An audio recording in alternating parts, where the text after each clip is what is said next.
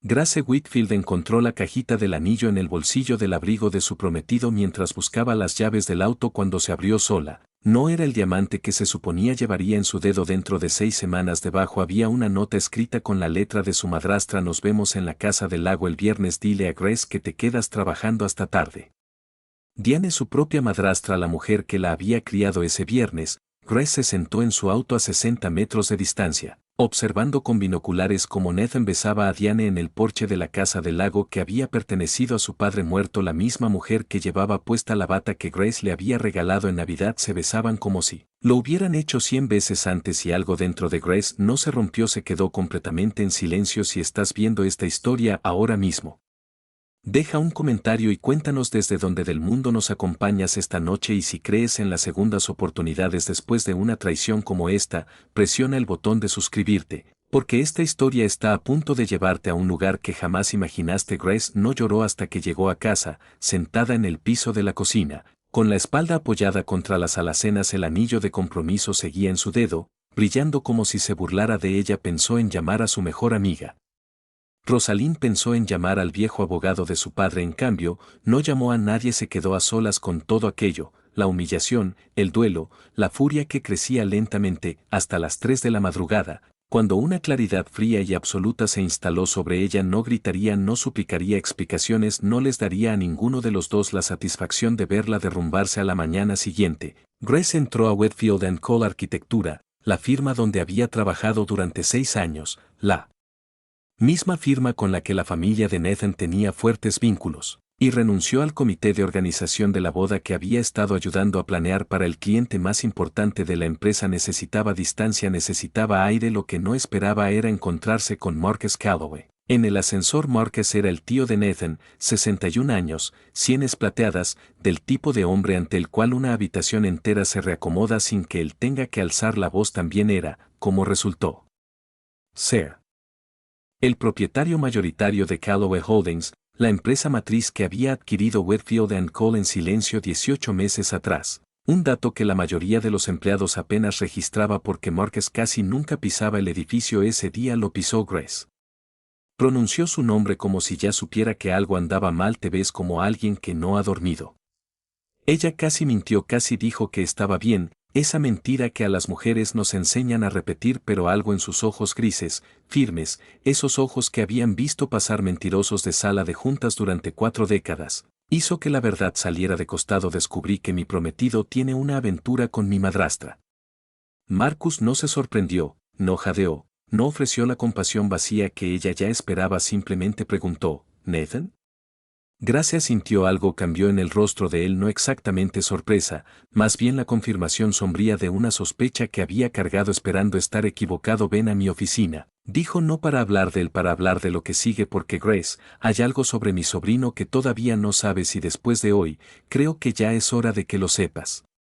El estómago de Grace se hundió. Había pasado los últimos 4 días creyendo que ya conocía lo peor que había por conocer. De pie en ese ascensor, viendo cómo las puertas se cerraban entre ella y el resto de su vida anterior, comprendió que apenas había rozado la superficie. La oficina de Marcus era más silenciosa de lo que Grace esperaba, sin trofeos relucientes, sin paredes cubiertas de portadas de revistas enmarcadas, solo una fotografía sobre el escritorio, un niño de unos 10 años junto a un hombre que Grace no reconoció. Él notó que ella la miraba y no dio explicaciones. Todavía no. Siéntate, dijo. Sin dureza sirvió 2 vasos de agua en lugar del whisky que ella medio esperaba, y ese pequeño detalle le dijo algo. Este no era un hombre que actuaba, el poder simplemente lo tenía. Nathan no es solo mi sobrino, empezó Marcus, es el hijo de mi difunto hermano, y durante los últimos 3 años lo he estado preparando para eventualmente tomar partes de esta compañía, lo cual significa que durante 3 años también lo he estado observando muy de cerca. Hizo una pausa, sopesando sus siguientes palabras como si le costaran algo. Ha habido otras mujeres antes que tú, Grace. Nunca dije nada porque no era mi lugar, y porque francamente esperaba que el matrimonio lo estabilizara, pero Diane. Su mandíbula se tensó. Diane es información nueva y es peor que una infidelidad. El pulso de Grace se aceleró. ¿Peor cómo? Diane no solo se está acostando con mi sobrino. Hace 6 meses vino a verme en privado, pidiéndome una inversión para un proyecto de hotel boutique. Dijo que era su propio dinero, una herencia del patrimonio de tu padre. Observó el rostro de Grace con cuidado. ¿Lo era? El aire abandonó los pulmones de Grace. Mi padre dejó todo en un fideicomiso. Diane no tiene acceso al capital, solo a los intereses hasta que... Se detuvo. Hasta que te cases, dijo Grace despacio, mientras las piezas se ensamblaban en algo monstruoso. Entonces la mitad del fideicomiso pasa a ella, libre y sin restricciones. Así era como mi padre pensaba cuidarnos a las dos. Su voz se quebró en la última palabra. Ella necesitaba que me casara. Necesitaba a Nathan específicamente, porque debió saber lo de la aventura mucho antes de que yo sospechara siquiera. Necesitaba que la boda ocurriera para que el dinero se moviera, y así podría quedarse con él sin perder el pago. Marcus no dijo nada, dejándola llegar sola a la forma completa de todo aquello, lo cual, de algún modo, era aún más cruel que si él se lo hubiera dicho. Me crió durante 18 años, susurró Grace, para tener un retorno de inversión. Si esta historia ya te tiene al borde del asiento, respira hondo, porque está a punto de ponerse aún más intensa. Deja un comentario abajo con una sola palabra que describa qué harías tú en el lugar de Grace y dale like a este video si ya estás del lado de ella. Marcus se inclinó hacia adelante. Tengo una propuesta no romántica, agregó rápido, al ver el gesto de ella cambiar. Una propuesta de negocios, aunque entiendo si suena extraño dado el momento. Giró el vaso de agua lentamente entre los dedos. La junta directiva me ha estado presionando por más de un año para formalizar un plan de sucesión, y parte de eso incluye estabilizar ciertas participaciones familiares, fideicomisos, acciones, votos ligados al estado civil, gracias a una cláusula que mi difunto hermano insistió en incluir hace décadas. Si yo me caso de nuevo, varias de esas acciones se consolidan bajo mi control directo en lugar de quedar disputables entre primos que venderían la empresa en el momento en que yo desaparezca. Grace lo miró fijamente. ¿Me estás diciendo que necesitas una esposa? Te estoy diciendo que necesito una aliada, alguien lo bastante astuta como para ver a través de gente como Nathan y Diane antes de que le cueste todo, alguien a quien la junta respete. A cambio, yo protejo el fideicomiso de tu padre de ser vaciado por dos personas que nunca merecieron ni una fracción de él, y tendrías todo el peso de Calloway Holdings detrás de ti si alguno de los dos intenta algo turbio, que conociendo a Diane, lo intentará. ¿Me estás pidiendo que me case contigo? La voz de Grace salió más plana de lo que pretendía, la incredulidad inundando cada palabra. El tío de Nathan, el jefe de mi jefe. Te estoy pidiendo que lo consideres, corrigió Marcus con suavidad. No esta noche, no esta semana. Tengo 61 años, Grace. Enterré a una esposa a la que amé durante 30 años. Y no tengo ilusiones de que el romance florezca entre hojas de cálculo y rencor, pero te he visto manejar una mala noticia hoy con más entereza de la que la mitad de mi junta directiva muestra ante una caída trimestral. Eso es poco común. Eso vale algo. Grace se quedó con eso un largo momento, el anillo en su dedo sintiéndose de pronto más como una marca que como una promesa en algún lugar de la ciudad. Nathan probablemente ya estaba inventando una excusa sobre una cena de trabajo cancelada en algún lugar. Diane segaramente tarareaba para sí misma, pensando en la cifra que tenía en la cabeza. Necesito pensarlo, dijo finalmente Grace. Marcus asintió, poniéndose de pie para acompañarla a la puerta, y fue justo cuando ella llegaba al umbral que él añadió, casi como una idea tardía, aunque nada en ese hombre parecía accidental. Una cosa más que debería saber antes de decidir: esa fotografía en mi escritorio, ese es Nathan, a los 10 años. El año después de que su padre muriera. Yo lo crié más de lo que su propia madre lo hizo, lo cual significa que lo que sea capaz de hacer ahora no salió de la nada, Grace. Sus ojos se oscurecieron. Salió de observarme a mí, y hay cosas que hice, decisiones que tomé en esta compañía de las que no me siento orgulloso, decisiones que Nathan conoce y que ha usado en mi contra antes. Si te casas conmigo, él no solo se sentirá humillado, se sentirá desesperado. Y los hombres desesperados no se rinden en silencio.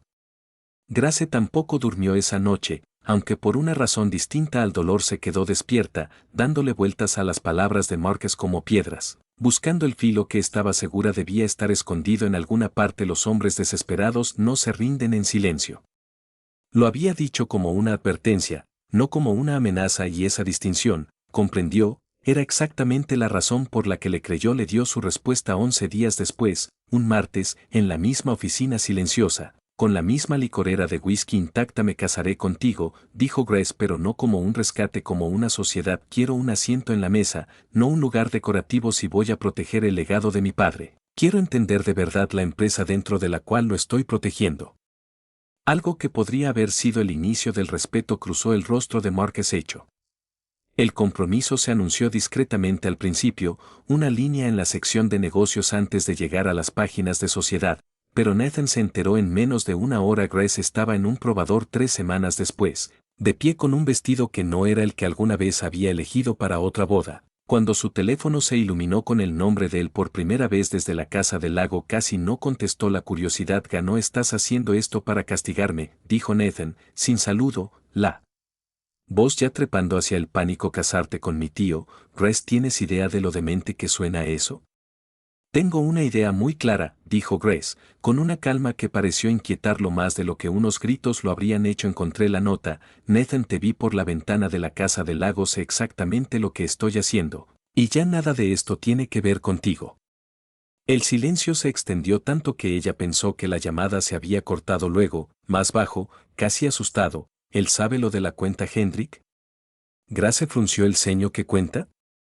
Nada, olvídalo. El pánico regresó de inmediato, mal disimulado, demasiado rápido para resultar convincente. Grace, por favor, no firmes nada. Todavía hay cosas sobre Marcus que no entiendes, cosas de antes de que lo conocieras. Adiós, Nathan, dijo Grace, y colgó, aunque el nombre que se le había escapado quedó alojado en su pecho como una astilla que no lograba alcanzar. No le mencionó la cuenta Hendrik a Marcus esa semana. Algo en su instinto le dijo que la guardara en silencio, tal como él había guardado sus sospechas sobre Nathan durante 3 largos años antes de decir una sola palabra. La boda en sí fue más pequeña de lo que esperaban los tabloides. Se celebró en el jardín cercado de la propiedad de Marcus, bajo un dosel de luces blancas. 40 invitados en lugar de 400. Grace vistió de marfil, no de blanco, una pequeña rebelión cuyo significado solo ella entendía. Cuando Marcus tomó su mano frente al altar, su agarre fue firme, y se inclinó lo justo para murmurar: no tienes que actuar nada para mí esta noche, solo respira.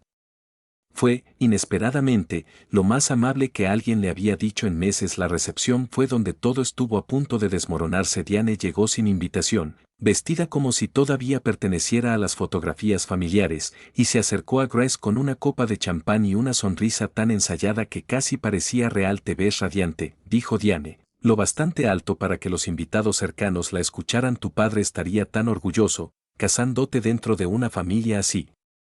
Grace sostuvo su mirada, quieta como agua estancada. Mi padre estaría orgulloso de que por fin aprendí en quién no confiar. La sonrisa de Diane no vaciló, pero sus nudillos se pusieron blancos alrededor de la copa. Ten cuidado, cariño. Marcus Calloway no es el santo que todos creen. Pregúntale qué le pasó a la hermana de su primera esposa. Pregúntale por qué se fue del país y nunca volvió.